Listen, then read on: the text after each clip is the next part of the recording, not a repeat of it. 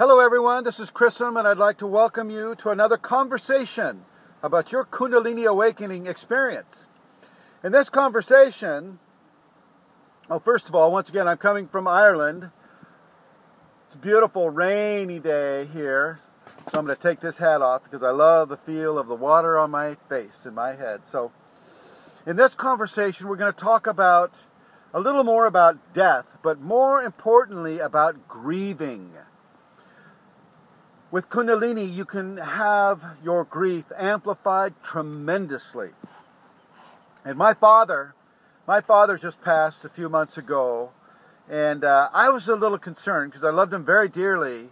I was very concerned about how the Kundalini in myself might amplify my grieving, and to a degree it did. It did. But I was looking at it, I was expecting it, and I could feel the amplification, but I did not need to become controlled by the amplification of my grief of my father's passing, because I also, I've had the astral projection and out-of-body experiences where I have visited with dead people. It wasn't as much of a shock for me as it is for those who are not currently able to do that. Be very careful with grief. I hesitate not to say don't go into it, because you can't really help but to go into it. But be with your Kundalini.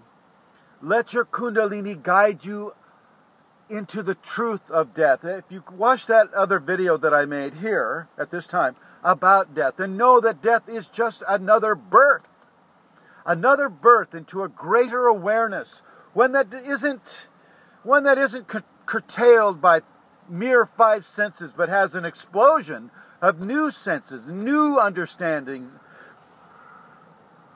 The personality does not end with death. And Kundalini is one of the things that will follow you into your death, because it is not purely of the physical.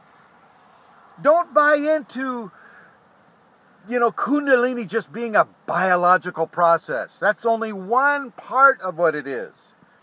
It's also a deeply spiritual process, a divine process.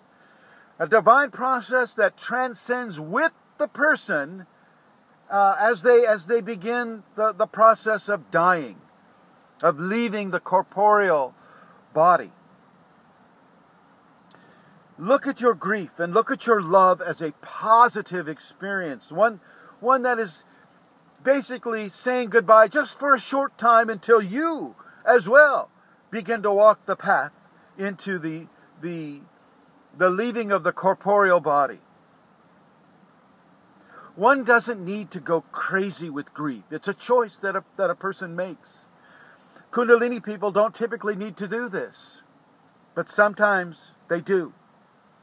Give yourself as much time and as much compassion and as much patience as you can. Don't feel you need to rush it, but do compassionately reach inward to the Kundalini and ask it to help you begin to understand it, help you begin to experience it in a way that is different from crying for years about the death of a loved one, about the death of a pet, because fellow mortals are just that. They are fellow mortals. They will pass too.